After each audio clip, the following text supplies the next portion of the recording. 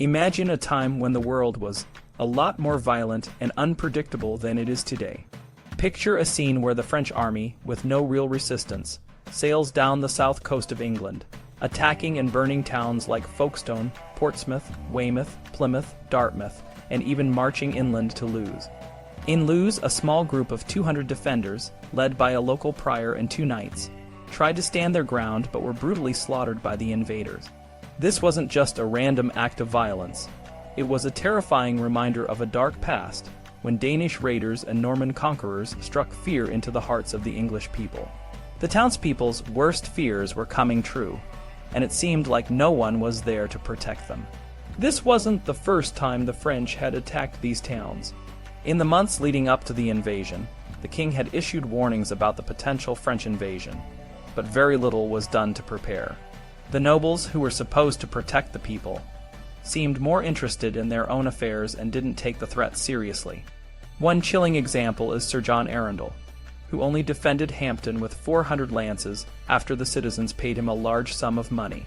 It was a stark reminder that in those times, money and power often mattered more than the well-being of the common people. When the Duke of Lancaster's castle at Pevensey was threatened, a chronicler named Walsingham reported that the Duke coldly said, "Let the French burn it. I am rich enough to rebuild it." Whether this quote was true or not, it highlighted the growing resentment people felt towards the nobility for not protecting them. It's no wonder that in the same counties that were invaded, Kent and Sussex, the peasants' revolt would erupt a few years later. The people had had enough of being ignored and mistreated. Meanwhile, in France, something spectacular was happening. In December 1377, the Holy Roman Emperor Charles IV visited Paris. This was a big deal because the Holy Roman Emperor was supposed to be the most powerful ruler in Christendom, on par with the Pope. However, by this time, the Holy Roman Empire was more of a title than a real empire. It was a loose collection of German states, duchies, and cities, each with its own ruler. Charles IV, who was 61 years old and slightly hunchbacked, had a lot of family ties to France. He had grown up at the French court and had married into the French royal family. Despite his physical ailments, he was a shrewd and wise ruler who spoke several languages and was deeply committed to improving his home country, Bohemia. King Charles V of France, who was in his mid-30s, invited Charles IV to Paris to strengthen ties between France and the Holy Roman Empire. Charles V was worried about the legitimacy of his rule and wanted to show his people that he was a powerful and respected king. The visit was a chance to showcase the glory of the French court and to build an alliance against their common enemy, England. The emperor's journey to Paris was a grand affair. At each town he visited, he was greeted with elaborate ceremonies and gifts. The French made sure to emphasize that the emperor was a guest, not an overlord, to avoid any misunderstanding about his authority. Despite his gout, which made it difficult for him to ride, the emperor was carried in a litter and participated in all the ceremonies. When he finally arrived in Paris, he was met by a huge procession of nobles, clergy, and citizens, all dressed in their finest clothes. The king himself rode out to greet him, and the two men had private talks that lasted for hours. The state dinners were particularly impressive.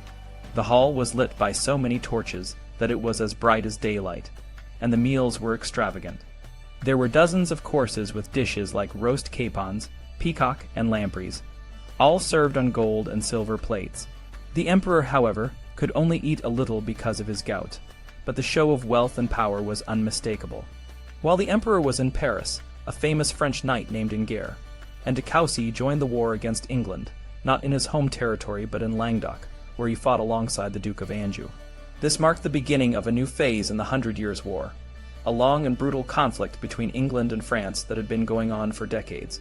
The visit of the Holy Roman Emperor to Paris was a moment of glory for King Charles V, but it also highlighted the complex and often fragile nature of power in medieval Europe.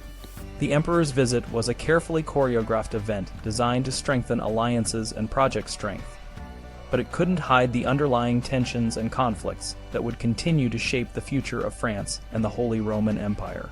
In the end, the emperor's visit was a reminder that even in a time of great uncertainty and violence, leaders could still come together to show the world their power and prestige. But for the common people, The reality of war and invasion was a harsh and daily reminder that their lives were often at the mercy of the powerful.